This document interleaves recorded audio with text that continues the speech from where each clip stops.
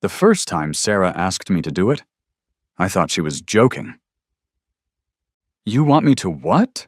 I said, setting down my coffee mug harder than necessary on her kitchen counter. The ceramic made a sharp clink against the granite that seemed to echo my disbelief. "Just this once, Marcus. Please." Her green eyes were wide with that particular brand of desperation I'd learned to recognize over our 8 months together. "Ryan's ex keeps calling him, and he's too much of a coward to tell her it's over for good. If she hears a man's voice answering his phone, maybe she'll finally get the message." I stared at her, waiting for the punchline that never came. Sarah Chen had always been intense. It was one of the things that drew me to her in the first place. She approached everything with the same laser focus she used in her job as a software architect. But this was different. This was asking me to lie to a stranger about who I was. "Sarah, that's insane. Why don't you just tell Ryan to handle his own relationship problems?" She turned away from me, her black hair catching the morning light streaming through her apartment windows. "He won't. He says he doesn't want to hurt her feelings, but I think he likes the attention. The way she keeps calling, begging him to come back." Her voice trailed off, and I could see the tension in her shoulders. I should have said no right then, should have recognized the red flags unfurling like storm warnings, but Sarah had this way of making her problems feel like puzzles that needed solving, and I'd always been weak for a good puzzle. "What exactly would I have to say?" I heard myself asking. The relief that washed over her face should have been my second warning. "Nothing complicated. Just answer the phone and say Ryan's busy, that he's moved on. Maybe mention that he's with someone new. Her name is Jessica, and apparently she calls at least 3 times a week." Ryan. I'd met him exactly twice in the 4 months he'd been dating Sarah. He was one of those guys who seemed to collect women the way some people collect vintage records, not necessarily to enjoy them, but to have an impressive display. Tall, conventionally handsome in that generic way that made him look like he could sell insurance or host a morning talk show. The kind of guy who said things like, "Let's circle back on that," in casual conversation. What I didn't understand then was why Sarah was so invested in his love life. They'd been together longer than we had, sure, but the way she talked about his ex-girlfriend problem felt personal in a way that made my stomach twist.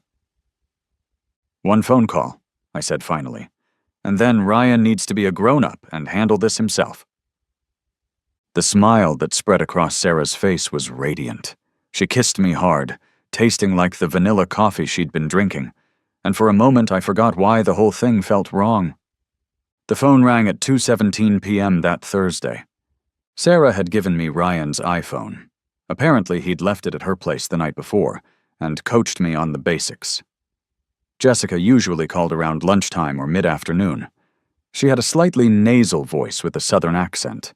She and Ryan had dated for 2 years before he'd broken up with her to be with Sarah. When the phone buzzed with an unknown number, my heart started hammering against my ribs like it was trying to escape. "Hello?" I answered, trying to make my voice sound casual. "Ryan? Oh, thank God, I've been trying to reach you for days." The woman's voice was exactly as Sarah had described, that slight nasal quality with a drawl that suggested Georgia or maybe Alabama.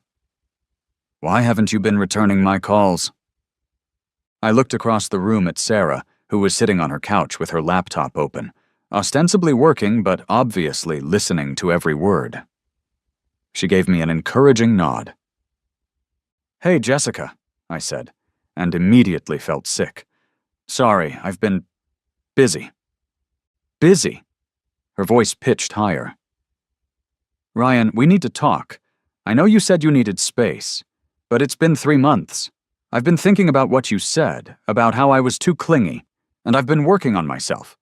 I started therapy like you suggested, and Dr. Martinez says—" "Jessica!" I cut her off, hating myself. "I'm seeing someone else." The silence that followed was devastating. I could hear her breathing on the other end of the line, quick and shallow like she'd been punched. "Someone else?" she whispered. "Since when?" Since, for a while now, it's serious. Who is she? Now there was an edge to her voice, something sharp and wounded. Do I know her? I looked at Sarah again. She was leaning forward now, her eyes bright with what looked almost like excitement. She mouthed a name at me, Sarah. Her name is Sarah, I said.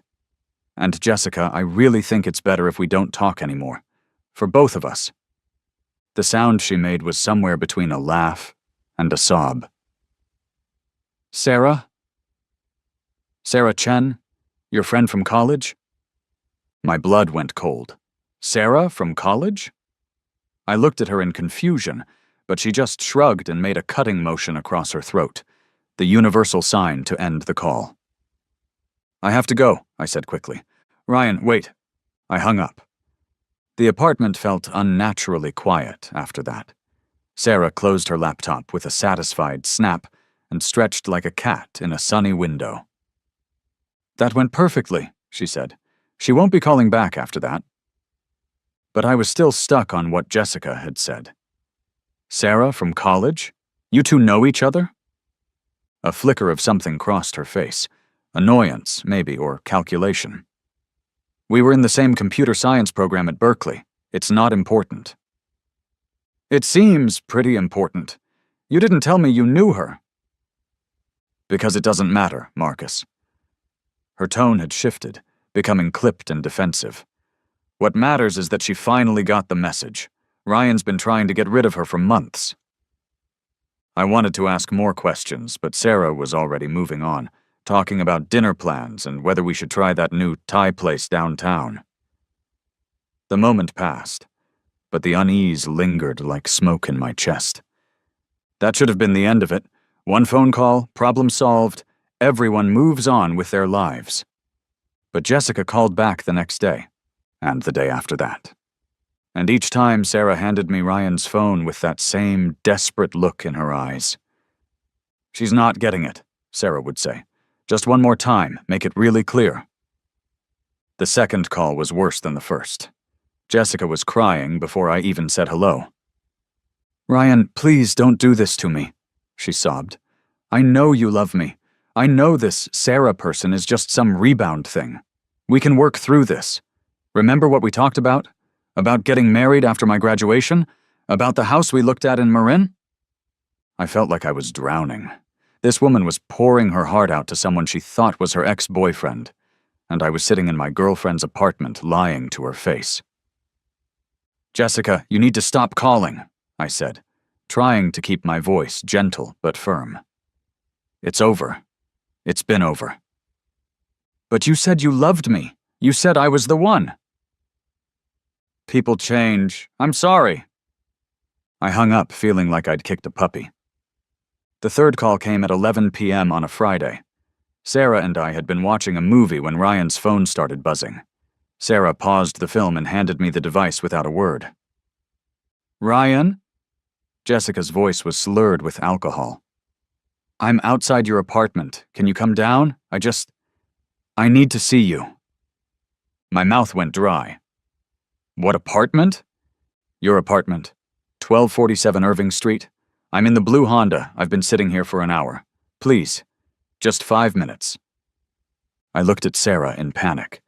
1247. Irving Street was Ryan's address. I'd been there for a party a few weeks earlier. You need to leave, I said into the phone. You can't just show up like this. I can't lose you, Ryan. I can't. You're everything to me. The desperation in her voice was raw and jagged. I could practically hear her heart breaking through the phone, and I was the one holding the hammer. Go home, Jessica, please. After I hung up, I told Sarah I was done. I can't do this anymore, I said, setting Ryan's phone on her coffee table like it was radioactive. That woman is in pain, real pain, and I'm making it worse. You're helping, Sarah insisted. She needs to hear it clearly so she can move on. From me? She needs to hear it from Ryan, the person she actually dated. Where is he anyway? Why isn't he handling this himself? Sarah's jaw tightened. He's traveling for work, and when he gets back, this will all be over. But it wasn't over. If anything, Jessica's calls became more frequent and more desperate. She started calling at all hours, 6 a.m., midnight, during meetings at work. Sarah always insisted I answer. By the 4th week, I knew Jessica's schedule better than I knew my own girlfriend's. I knew she worked as a nurse at UCSF, that she had a cat named Mr. Whiskers, that she was taking online classes to finish her bachelor's degree. I knew her favorite restaurant, a little Italian place in North Beach where she and Ryan had their first official date, and her biggest fear, ending up alone like her mother. I knew all of this because she told me during our conversations, thinking she was talking to the man she loved, and I was starting to hate myself for it. "This has to stop," I told Sarah one morning over breakfast. "It's been a month. Where the hell is Ryan?" "He extended his trip," she said without looking up from her phone. "Work stuff." "For a month? What kind of work does he do again?" "Sales. Tech sales. Look, he'll be back soon, and then..." "Then what? Jessica will magically accept that he's moved on? Sarah, she's been calling every day. Sometimes multiple times a day. This isn't healthy for any of us." Sarah finally looked at me, and there was something in her eyes I'd never seen before. Something cold and calculating. "You're not thinking about this clearly," she said. "Jessica is obsessed, unhinged. If we don't make her understand that Ryan has moved on, she'll never stop. She could become dangerous." "Dangerous? She's a heartbroken woman trying to save her relationship." "Is she?" Sarah leaned forward across the table. "Let me ask you something, Marcus. Have you ever had an ex who wouldn't take no for an answer? Someone who kept calling and texting and showing up uninvited? I had, actually. My ex-girlfriend, Melissa, had done exactly that after we broke up 2 years ago. It had been miserable and uncomfortable, and I'd eventually had to threaten legal action to get her to stop." "This is different," I said. But even as I said it, I wasn't entirely sure it was. "Is it? Jessica showed up at his apartment, Marcus. She's calling constantly. She's refusing to accept that the relationship is over. That's stalking behavior." Put like that, it did sound concerning. But something still felt wrong about the whole situation. If Ryan wants her to stop, he needs to be the one to tell her. Not me pretending to be him. And what if he's too nice to be firm with her? What if his conflict avoidance is what's making this situation worse? I didn't have a good answer for that. Ryan did seem like the type of guy who would rather ghost someone than have an uncomfortable conversation. So I kept answering the phone. Call 5. Jessica wanted to know if Ryan remembered their trip to Napa Valley last spring. She described it in vivid detail.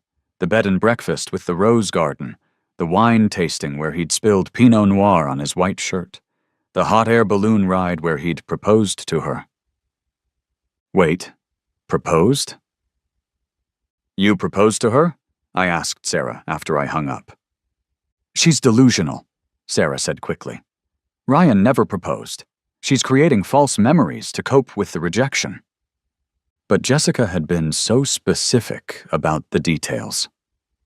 The name of the restaurant where they'd had dinner afterward, Auberge du Soleil.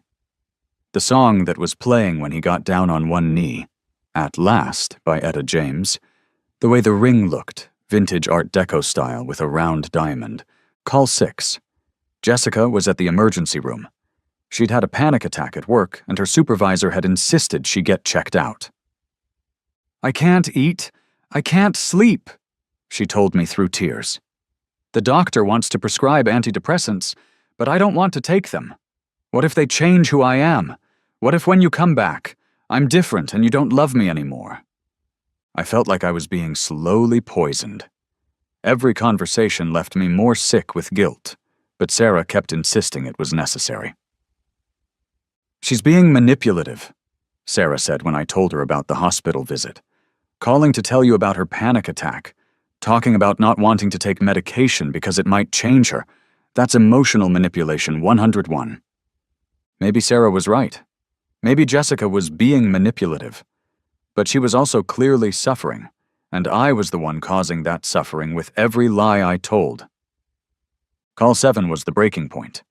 Jessica called at 3 a.m. on a Tuesday night. I was dead asleep when Ryan's phone started buzzing on Sarah's nightstand. "Answer it," Sarah mumbled into her pillow. "It's 3 in the morning." "She's probably drunk again. Just tell her to go to sleep and hang up." I answered with a groggy, "Hello?" "Ryan?" Jessica's voice was strange, hollow and distant. "I need to tell you something." "Jessica, it's 3 in the morning.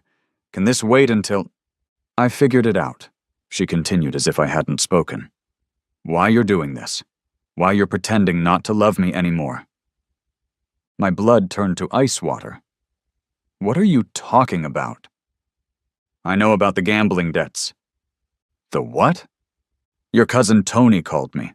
He told me everything. About the money you owe, about the people who are threatening you. That's why you're pushing me away, isn't it? You're trying to protect me." I sat up in bed, fully awake now. Sarah was sitting up too, her eyes wide in the darkness. "Jessica, I don't know what you're talking about." "You don't have to lie anymore, baby. Tony explained everything. How you got in deep with some bad people, how they threatened to hurt anyone close to you if you didn't pay up. That's why you broke up with me. That's why you're pretending to be with Sarah." Sarah was making frantic cutting motions across her throat, but I was too stunned to hang up. "Gambling debts," I repeated. "The poker games, the sports betting. Tony said it started small, but then you got desperate trying to win back what you lost. He said you owe almost $50,000. $50,000. Gambling debts. Threats from dangerous people." I looked at Sarah, whose face had gone completely white. "Jessica," I said slowly, "I think there's been some kind of misunderstanding. No more lies, Ryan. I love you. We'll figure this out together. I have some money, saved up. Not 50,000, but it's a start. And my parents might be able to help." "You're willing to give me money?" I asked, feeling like I was falling down a rabbit hole. "Of course, that's what people do when they love each other. They help each other." After I hung up, Sarah and I sat in silence for a long time. "Gambling debts," I finally said. "She's delusional," Sarah said, but her voice lacked its usual conviction, making up stories to explain why Ryan broke up with her. She mentioned a cousin named Tony. She was very specific about the details. Crazy people are often specific. It makes their delusions more believable. But I wasn't buying it anymore. Too many things didn't add up. Jessica knowing Sarah from college, the engagement ring story, and now gambling debts and a cousin named Tony. "Sarah, I need to ask you something, and I need you to be honest with me." She wrapped her arms around her knees, suddenly looking very young and very guilty. "Are you really dating Ryan?" The question hung in the air between us like a lit fuse. "Of course I'm dating Ryan," she said, but she wouldn't meet my eyes. "When was the last time you saw him?" "I told you, he's been traveling for work. For over a month, without video calls, without texts that you've shown me, without any proof that he even exists beyond his phone that he conveniently left at your apartment." Sarah was quiet for a long time. When she finally spoke, her voice was barely a whisper. "It's complicated. Uncomplicated." She took a shaky breath. "Ryan and we broke up 3 months ago." The words hit me like a physical blow. "What?" "But it's not over. Not really. He just needs some time to figure things out. He's confused about what he wants." "So you're not dating him?" "Not technically, but we're working through things. And Jessica calling all the time isn't helping. Every time he starts to come back to me, she pulls him back in with her neediness and her drama. I felt like I'd been living in a funhouse for the past month, where nothing was what it seemed. So when I've been pretending to be Ryan, telling Jessica that he's moved on with you, I've been trying to clear the path for us to get back together. Without her constant interference, Ryan would see that we belong together. And the gambling debts? The cousin Tony? Sarah's face crumpled. "I don't know about any of that. Maybe she's lying, or maybe Ryan has problems I don't know about. I got up and started pacing her bedroom, trying to process what I'd just learned. Sarah, do you understand what you've asked me to do? You've had me lying to a woman who thinks she's talking to her boyfriend. A woman who's clearly going through hell because she doesn't understand why the man she loves suddenly doesn't want anything to do with her. She needed to let go. That wasn't your decision to make, and it sure as hell wasn't mine. I was trying to help everyone. Jessica needed closure, Ryan needed space from her constant calls, and I needed a chance to win him back. By using me as your puppet? Sarah started crying then, ugly sobs that shook her whole body. I love him, Marcus. I know that's not what you want to hear, but I do. And I thought, if Jessica finally moved on, Ryan would realize that I'm the one he wants to be with. I sat back down on the bed, suddenly exhausted. What about us? What about our relationship? I care about you, I do. But Ryan and I have history. We have a connection that... Stop! I held up my hand. Just stop. I looked at her, really looked at her, and saw a stranger. The woman I'd been dating for 8 months. The woman I'd been falling in love with was in love with someone else. Had been in love with someone else the entire time we'd been together. I need to know the truth, I said. All of it. Are you and Ryan actually broken up, or are you still seeing each other? We're broken up, officially. But he still calls sometimes, and we still... Still what? We still sleep together sometimes, when he's lonely or confused. The betrayal was like a knife between my ribs, sharp and breathtaking. So you've been cheating on me. It's not cheating if we're not really together. We've been together for 8 months, Sarah. We've said we love each other.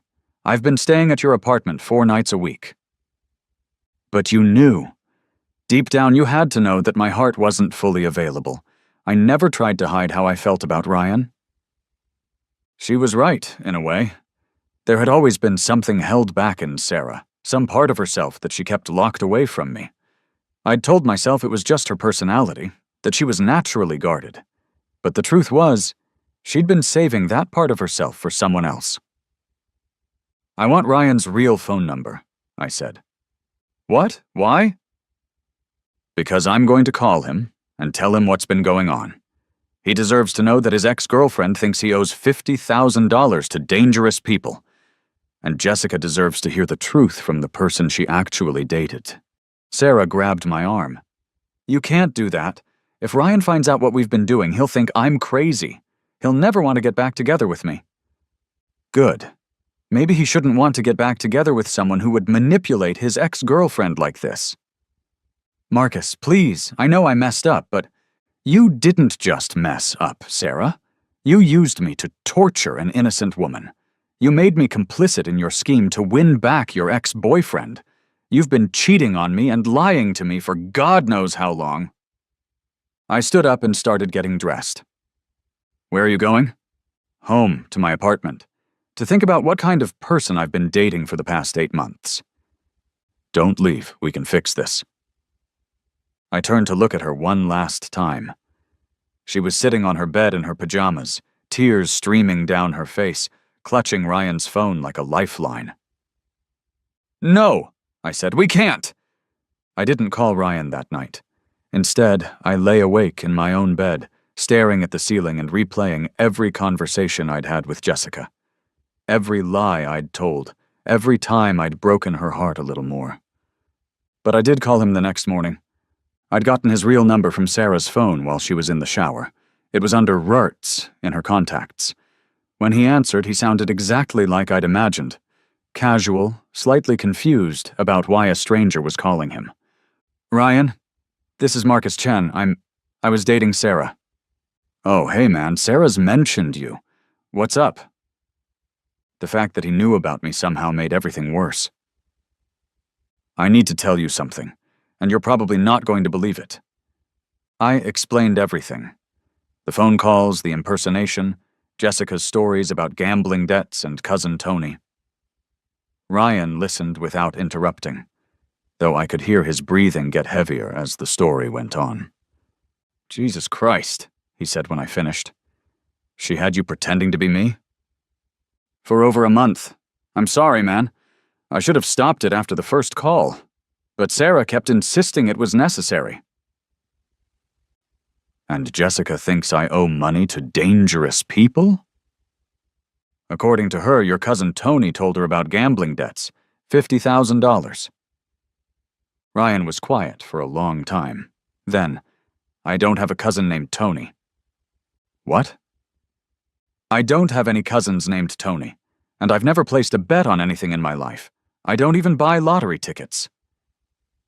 A cold realization was creeping up my spine. Then who called Jessica? I have no idea. But Marcus, there's something else you need to know. Sarah and I didn't break up 3 months ago. What do you mean? I mean, we were never really together. We hooked up a few times over the past year, but I was always clear that I was still in love with Jessica. Sarah knew that. I told her from the beginning that Jessica and I were just taking a break to work on some things. The room seemed to tilt around me. A break? Jessica and I have been together for 2 years. We hit a rough patch last fall. Stupid stuff, communication issues, that kind of thing. So we decided to take some time apart to figure out what we wanted. But we've been talking through things, working with a couples counselor. We were planning to get back together next month. But Jessica said you broke up with her.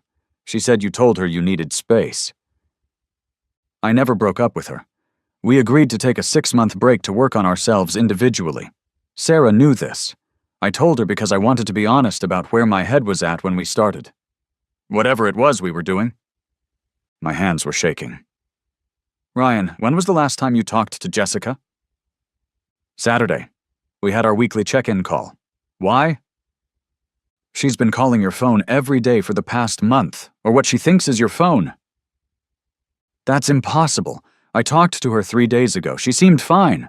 A little stressed about work, but fine. What's your phone number? He rattled off a number that was completely different from the one on the phone Sarah had given me. Ryan, I think we need to meet. And I think we need to call Jessica together. We met an hour later at a coffee shop in the Mission. Ryan looked exactly like I remembered. Tall, conventionally handsome, with the kind of easy smile that probably served him well in sales. But there was genuine concern in his eyes as I handed him the phone Sarah had claimed was his. I've never seen this phone before in my life, he said, examining it. Check the call log. He scrolled through weeks of calls to and from Jessica's number, his frown deepening with each entry. This is insane. Someone's been calling Jessica pretending to be me? For over a month, and from what she told me last night, someone also called her pretending to be your cousin Tony. With a story about gambling debts? Exactly. Ryan set the phone down on the table between us like it was a bomb. Who would do something like this? But I was starting to have a terrible suspicion. All those details Jessica had shared during our calls, details about their relationship, their trips, their plans, details that were too specific and too accurate to be delusions. Ryan, tell me about your engagement. My what? Jessica mentioned that you proposed to her, in Napa Valley, at a bed and breakfast with a rose garden, during a hot air balloon ride. Ryan's face went white. How could she possibly know about that? So it's true. I was planning to propose. Next month when we officially got back together. I had it all planned out, the bed and breakfast, the hot air balloon ride, everything. But I never told anyone about it. Anyone? Well, no, I mean, I might have mentioned it to Sarah. She was helping me pick out a ring. The pieces were falling into place like dominoes, each one hitting the next in a chain reaction of revelation. She was helping you pick out a ring? Yeah, she has good taste in jewelry, and she knows Jessica from college, so she had insights into what Jessica might like. What kind of ring? Vintage Art Deco style, round diamond. Sarah found it at this estate jewelry place in Sausalito. I felt sick. Ryan, I think Sarah's been lying to all of us. We called Jessica from Ryan's real phone, putting it on speaker so I could hear both sides of the conversation. Ryan! Jessica's voice was bright with relief. Oh my God, I've been so worried. Are you okay? Are you safe? I'm fine, baby, but I'm confused. Tony called you? Your cousin Tony, yes. He told me about the gambling debts, about the dangerous people who were threatening you. He said that's why you've been pushing me away, why you've been pretending to be with Sarah. Jess, I don't have a cousin named Tony. Silence. What do you mean? I mean, I don't have any cousins named Tony, and I've never gambled in my life. And I'm not pretending to be with Sarah. I told you, we hooked up a few times, but it didn't mean anything. But someone's been calling me. Someone who sounded just like you. Telling me that you'd moved on, that you were serious about Sarah. That wasn't me. I could hear Jessica starting to cry. Then who was it? Ryan looked at me across the table. I nodded. Jessica, there's someone here who needs to talk to you. His name is Marcus. I took a deep breath. Hi, Jessica. Who is this? I'm the person who's been pretending to be Ryan on the phone. The silence that followed was deafening. You're not Ryan? No, I'm sorry, I'm so sorry. But you sounded just like him. You knew things about our relationship. I know. I was given information about you and Ryan. I was told that Ryan wanted me to call you because he was too afraid to break up with you himself. But Ryan didn't break up with me. We're on a break. We've been working through things. I know that now. I was lied to, just like you were. Jessica's crying was heartbreaking to listen to. All those conversations, all that pain and confusion I'd heard in her voice, it had all been for nothing. Who would do this? She whispered. Who would be so cruel? Ryan and I exchanged another look. We think it was Sarah, Ryan said gently. Sarah Chen? But why? We're still trying to figure that out. But I was starting to understand. Sarah hadn't been trying to help Ryan get rid of an obsessive ex-girlfriend. She'd been trying to break up a couple so she could have Ryan for herself, and she'd used me as her weapon. Jessica, I said, I need you to know that everything I told you was a lie. Ryan never moved on. He never stopped loving you. He's been planning to propose to you next month. He what? Ryan took the phone. It's true, baby. I've had the ring for weeks. I was going to wait until our 6 months was up, but screw it. Jessica Marie Torres, will you marry me? Even through the phone speaker, I could hear the joy in her sob. Yes, of course, yes. I left them to their reunion and walked out into the San Francisco afternoon feeling like I'd been hit by a truck. My phone was buzzing with texts from Sarah, but I ignored them. Instead, I went home and tried to figure out how I'd become the kind of person who would spend a month torturing an innocent woman for the sake of a relationship that was built on lies. The texts from Sarah kept coming. Where are you? We need to talk. Marcus, please answer your phone. I can explain everything. Don't do anything stupid. That last one made me laugh bitterly. Don't do anything stupid? I'd already spent a month doing something profoundly stupid.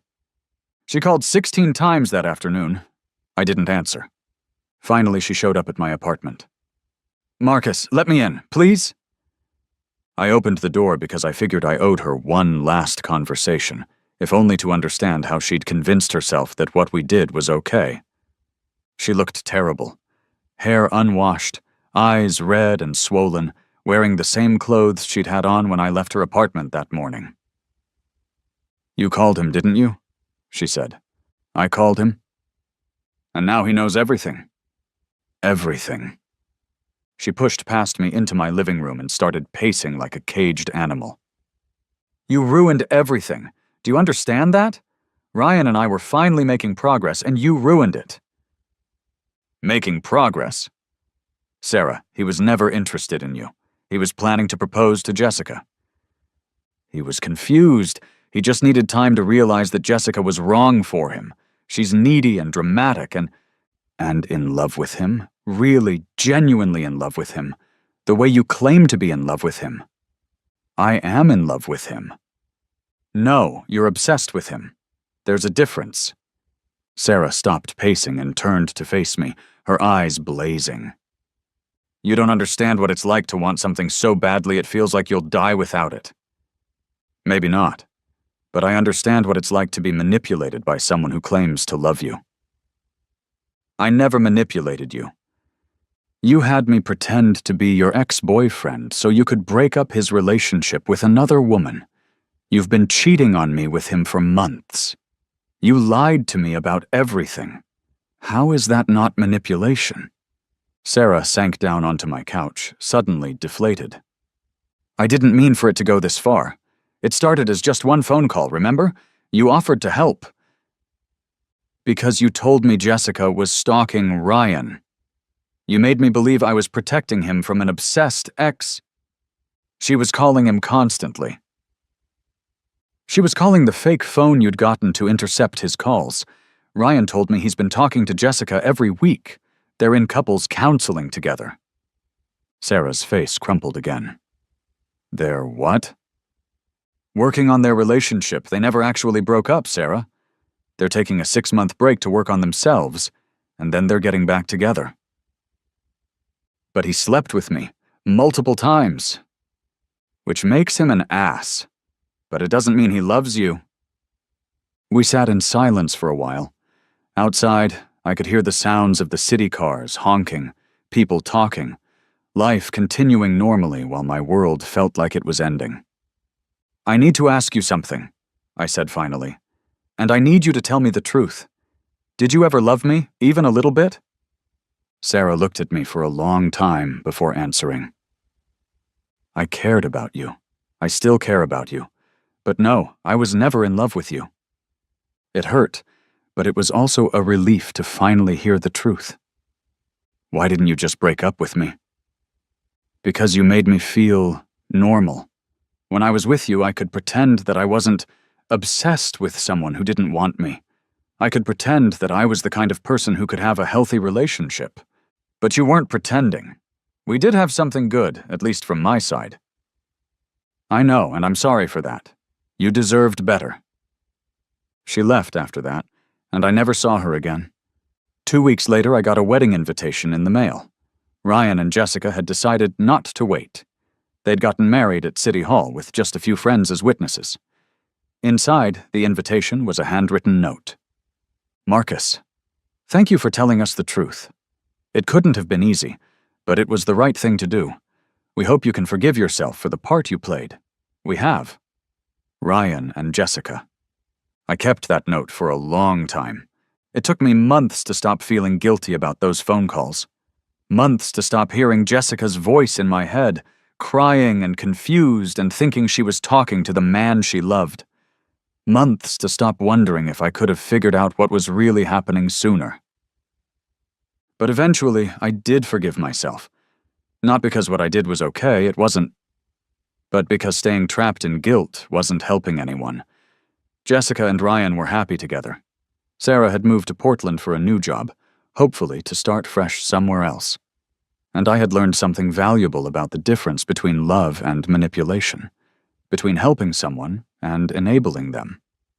I also learned to trust my instincts. When something feels wrong, it usually is wrong, even if you can't immediately put your finger on why. These days, when someone asks me to do something that makes my stomach twist with unease, I listen to that feeling. I ask more questions. I dig deeper into motivations and explanations that don't quite add up. And I never, ever agree to pretend to be someone else on a phone call. Some charades aren't worth performing, no matter how much you love the person asking you to dance.